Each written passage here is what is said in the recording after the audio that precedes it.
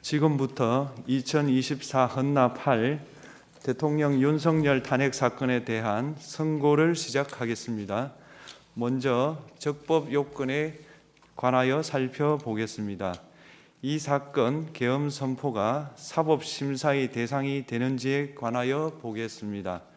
고위공직자의 헌법 및 법률 위반으로부터 헌법 질서를 수호하고자 하는 탄핵 심판의 취지를 고려하면 이 사건 계엄 선포가 고도의 정치적 결단을 요하는 행위라 하더라도 그 헌법 및 법률 위반 여부를 심사할 수 있습니다.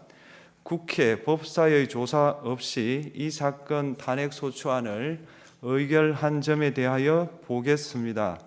헌법은 국회의 소추 절차를 입법에 맡기고 있고 국회법은 법사위 조사 여부를 국회의 재량으로 규정하고 있습니다.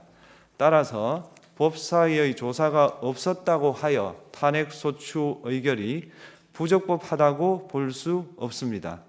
이 사건 탄핵 소추안의 의결이 일사부재의 원칙에 위반되는지 여부에 대해서 보겠습니다.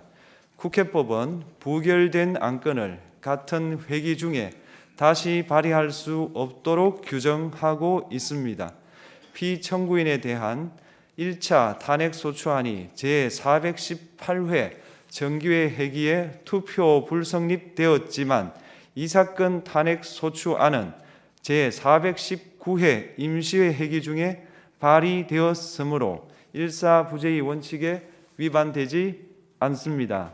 한편 이에 대해서는 다른 회기에도 탄핵소추안의 발의 횟수를 제한하는 입법이 필요하다는 재판관 정형식의 보충 의견이 있습니다. 이 사건 계엄이 단시간 안에 해제되었고 이로 인한 피해가 발생하지 않았으므로 보호이익이 험결되었는지 여부에 대해서 보겠습니다. 이 사건 계엄이 해제되었다고 하더라도 이 사건 계엄으로 인하여 이 사건 탄핵 사유는 이미 발생하였으므로 심판의 이익이 부정된다고 볼 수 없습니다. 소추 의결서에서 내란죄 등 형법 위반 행위로 구성하였던 것을 탄핵 심판 청구 이후에 헌법 위반 행위로 포섭하여 주장한 점에 대하여 보겠습니다.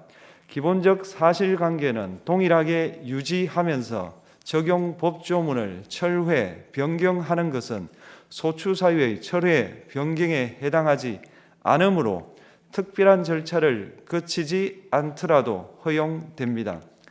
피청구인은 소추 사유에 내란죄 관련 부분이 없었다면 의결 정족수를 충족하지 못하였을 것이라고 주장하지만 이는 가정적 주장에 불과하며 객관적으로 뒷받침할 만한 근거도 없습니다.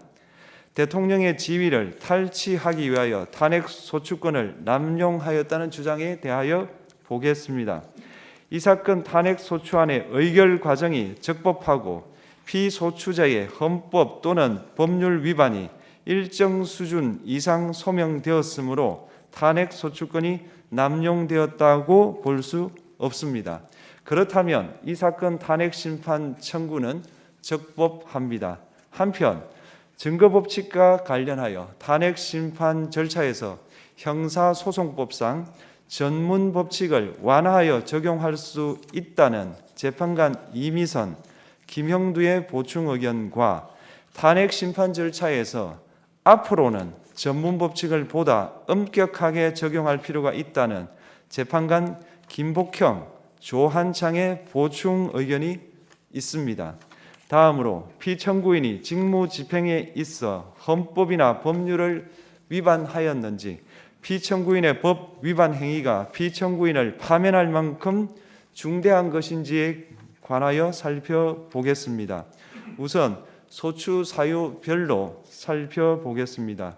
1. 이 사건 계엄 선포에 관하여 보겠습니다.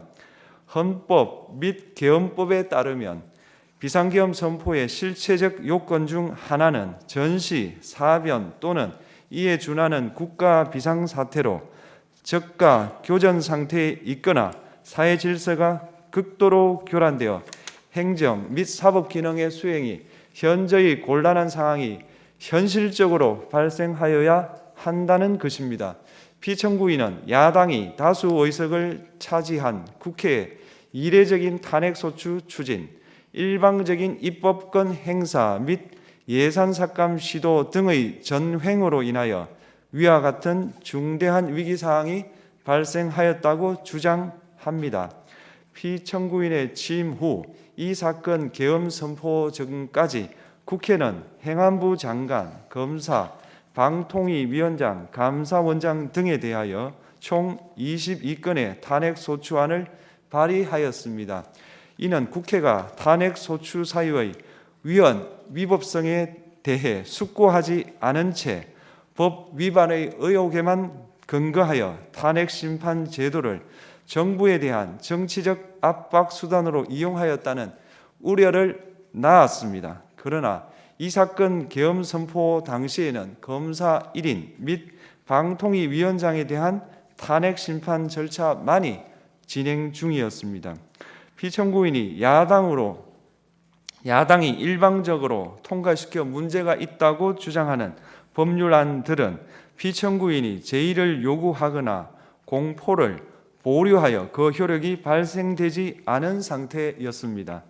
2025년도 예산안은 2024년 예산을 집행하고 있었던 이 사건 계엄 선포 당시 상황에 어떠한 영향을 미칠 수 없고 위 예산안에 대하여 국회 예결특위의 의결이 있었을 뿐 본회의의 의결이 있었던 것도 아닙니다. 따라서 국회의 탄핵소추, 입법, 예산안 심의 등의 권한 행사가 이 사건 계엄 선포 당시 중대한 위기 상황을 현실적으로 발생시켰다고 볼 수 없습니다. 국회의 권한 행사가 위법, 부당하더라도 헌법재판소의 탄핵 심판, 피청구인의 법률안 제의 요구 등 평상시 권력 행사 방법으로 대처할 수 있으므로 국가 긴급권의 행사를 정당화할 수 없습니다. 피청구인은 부정선거 의혹을 해소하기 위하여 이 사건 계엄을 선포하였다고도 주장합니다. 그러나 어떠한 의혹이 있다는 것만으로 중대한 위기 상황이 현실적으로 발생하였다고 볼 수는 없습니다. 또한 중앙선관위는 제22대 국회의원 선거 전에 보안 취약점에 대하여 대부분 조치하였다고 발표하였으며 사전, 우편, 투표함, 보관장소, CCTV 영상을 24시간 공개하고 개표 과정에 수검표 제도를 도입하는 등의 대책을 마련하였다는 점에서도 피청구인의 주장은 타당하다고 볼 수 없습니다. 결국 피청구인이 주장하는 사정을 모두 고려하더라도 피청구인의 판단을 객관적으로 정당화할 수 있을 정도의 위기 상황이 이 사건 계엄 선포 당시 존재하였다고 볼 수 없습니다. 헌법과 계엄법은 비상계엄 선포의 실체적 요건으로 병력으로서 군사상의 필요에 응하거나 공공의 안정질서를 유지할 필요와 목적이 있을 것을 요구하고 있습니다. 그런데 피청구인이 주장하는 국회의 권한 행사로 인한 국정마비 상태나 부정선거 의혹은 정치적, 제도적, 사법적 수단을 통하여 해결하여야 할 문제이지 병력을 동원하여 해결할 수 있는 것이 아닙니다.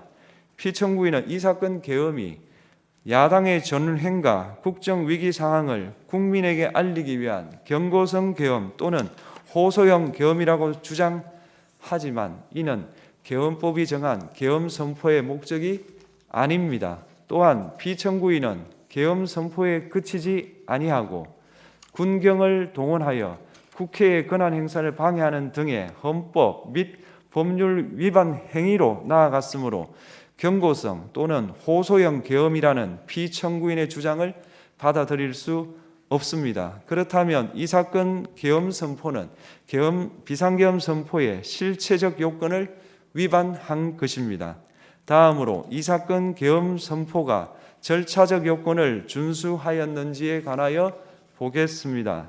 계엄 선포 및 계엄 사령관 임명은 국무회의의 심의를 거쳐야 합니다. 피청구인이 이 사건 계엄을 선포하기 직전에 국무총리 및 9명의 국무위원에게 계엄 선포의 취지를 간략히 설명한 사실은 인정됩니다. 그러나 피청구인은 계엄사령관 등 이 사건 계엄의 구체적인 내용을 설명하지 않았고 다른 구성원들에게 의견을 진술할 기회를 부여하지 않은 점을 고려하면 이 사건 계엄 선포에 관한 심의가 이루어졌다고 보기도 어렵습니다.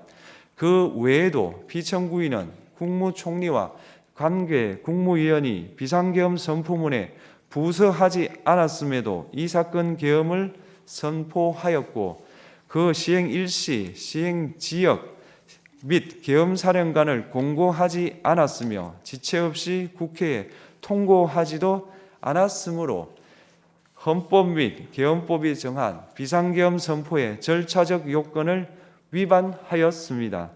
2. 국회에 대한 군경 투입에 관하여 보겠습니다. 피청구인은 국방부 장관에게 국회에 군대를 투입할 것을 지시하였습니다. 이에 군인들은 헬기 등을 이용하여 국회 경내로 진입하였고 일부는 유리창을 깨고 본관 내부로 들어가기도 하였습니다.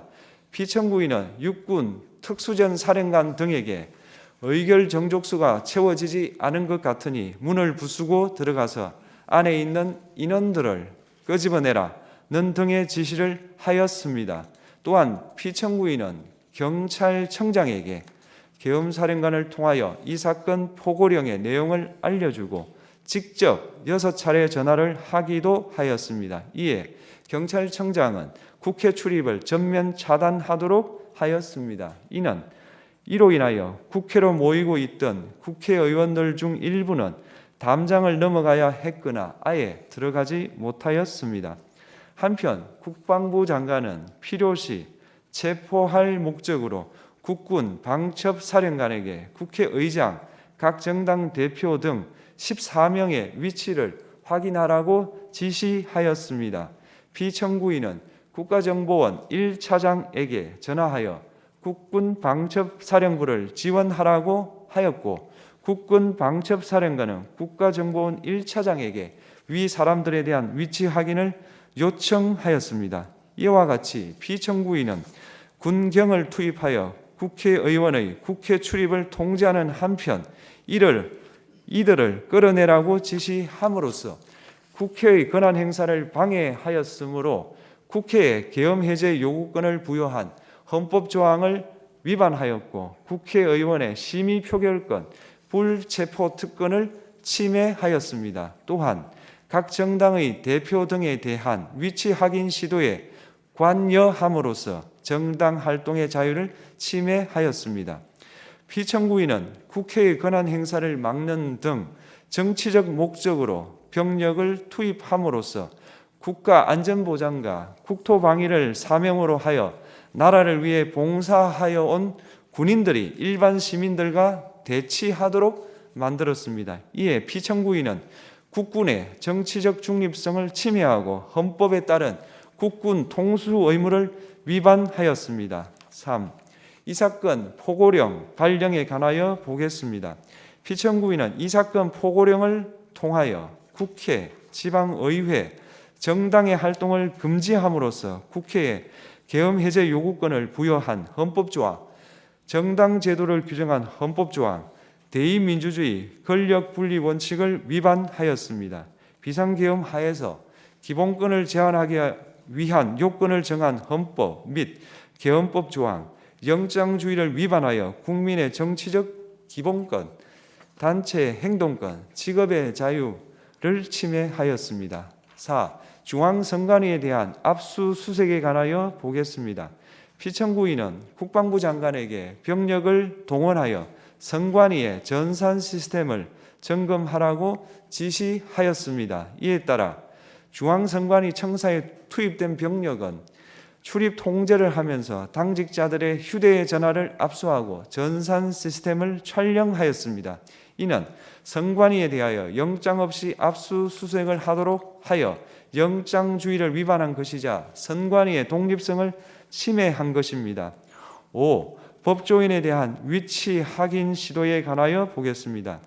앞서 말씀드린 바와 같이 피청구인은 필요시 체포할 목적으로 행해진 위치 확인 시도에 관여하였는데 그 대상에는 퇴임한 지 얼마 되지 않은 전 대법원장 및 전 대법관도 포함되어 있었습니다. 이는 현직 법관들로 하여금 언제든지 행정부에 의한 체포 대상이 될 수 있다는 압력을 받게 함으로 사법권의 독립을 침해한 것입니다. 지금까지 살펴본 피청구인의 법 위반 행위가 피청구인을 파면할 만큼 중대한 것인지 관하여 보겠습니다. 피청구인은 국회와의 대립사항을 타개할 목적으로 이 사건 계엄을 선포한 후 군경을 투입시켜 국회의 헌법상 권한 행사를 방해함으로써 국민 주권주의 및 민주주의를 부정하고 병력을 투입시켜 중앙선관위를 압수수색하도록 하는 등 헌법이 정한 통치구조를 무시하였으며 이 사건 포고령을 발령함으로써 국민의 기본권을 광범위하게 침해하였습니다. 이러한 행위는 법치국가 원리와 민주국가 원리의 기본 원칙들을 위반한 것으로 그 자체로 헌법 질서를 침해하고 민주공화정의 안정성에 심각한 위해를 끼쳤습니다. 한편 국회가 신속하게 비상계엄 해제 요구를 결의할 수 있었던 것은 시민들의 저항과 군경의 소극적인 임무 수행 덕분이었으므로 이는 피청구인의 법 위반에 대한 중대성 판단에 영향을 미치지 않습니다. 대통령의 권한은 어디까지나 헌법에 의하여 부여받은 것입니다. 피청구인은 가장 신중히 행사되어야 할 권한인 국가 긴급권을 헌법에서 정한 한계를 벗어나 행사하여 대통령으로서의 권한 행사에 대한 불신을 초래하였습니다. 피청구인이 취임한 이래 야당이 주도하고 이례적으로 많은 탄핵 소추로 인하여 여러 고위공직자의 권한 행사가 탄핵 심판 중 정지되었습니다. 2025년도 예산안에 관하여 헌정사상 최초로 국회 예산결산특별위원회에서 정액 없이 감액에 대해서만 야당 단독으로 의결하였습니다. 피청구인이 수립한 주요 정책들은 야당의 반대로 시행될 수 없었고 야당은 정부가 반대하는 법률안들을 일방적으로 통과시켜 피청구인의 제2 요구와 국회의 법률안 의결이 반복되기도 하였습니다. 그 과정에서 피청구인은 야당의 전횡으로 국정이 마비되고 국익이 현저히 저해되어 가고 있다고 인식하여 이를 어떻게든 타개하여야만 한다는 막중한 책임감을 느끼게 되었을 것으로 보입니다. 피청구인이 국회의 권한 행사가 권력 남용이라거나 국정 마비를 초래하는 행위라고 판단한 것은 정치적으로 존중되어야 합니다. 그러나 피청구인과 국회 사이에 발생한 대립은 일방의 책임에 속한다고 보기 어렵고 이는 민주주의 원리에 따라 해소되어야 할 정치의 문제입니다. 이에 관한 정치적 견해의 표명이나 공적 의사결정은 헌법상 보장되는 민주주의와 조화될 수 있는 범위에서 이루어져야 합니다. 국회는 소수 의견을 존중하고 정부와의 관계에서 관용 그리고 자제를 전제로 대화와 타협을 통하여 결론을 도출하도록 노력하였어야 합니다. 피청구인 역시 국회의 대표인 국회를 협치의 대상으로 존중하였어야 합니다. 그럼에도 불구하고 피청구인은 국회를 배제의 대상으로 삼았는데 이는 민주정치의 전제를 허무는 것으로 민주주의와 조화된다고 보기 어렵습니다. 피청구인은 국회의 권한 행사가 다수의 횡포라고 판단했다 하더라도 헌법이 예정한 자구책을 통해 견제와 균형이 실현될 수 있도록 하였어야 합니다. 피청구인은 취임한 때로부터 약 2년 후에 치러진 국회의원 선거에서 피청구인이 국정을 주도하도록 국민을 설득할 기회가 있었습니다. 그 결과가 피청구인의 의도에 부합하지 않더라도 야당을 지지한 국민의 의사를 배제하려는 시도를 하여서는 안 되었습니다. 그럼에도 불구하고 피청구인은 헌법과 법률을 위반하여 이 사건 계엄을 선포함으로써 국가 긴급권 남용의 역사를 재현하여 국민을 충격에 빠뜨리고 사회, 경제, 정치, 외교 전 분야의 혼란을 야기하였습니다. 국민 모두의 대통령으로서 자신을 지지하는 국민을 초월하여 사회 공동체를 통합시켜야 할 책무를 위반하였습니다. 군경을 동원하여 국회 등 헌법기관의 권한을 훼손하고 국민의 기본적 인권을 침해함으로써 헌법 수호의 책무를 저버리고 민주공화국의 주권자인 대한국민의 신임을 중대하게 배반하였습니다. 결국 피청구인의 위법 행위는 국민의 신임을 배반한 것으로 헌법 수호의 관점에서 용납될 수 없는 중대한 법 위반 행위에 해당합니다. 피청구인의 법 위반 행위가 헌법 질서에 미친 부정적 영향과 파급 효과가 중대하므로 피청구인을 파면함으로써 얻는 헌법 수호의 이익이 대통령 파면에 따르는 국가적 손실을 압도할 정도로 크다고 인정됩니다. 이에 재판관 전원의 일치된 의견으로 주문을 선고합니다. 탄핵 사건이므로 선고 시각을 확인하겠습니다. 지금 시각은 오전 11시 22분입니다. 주문, 피청구인 대통령 윤석열을 파면한다. 마치겠습니다.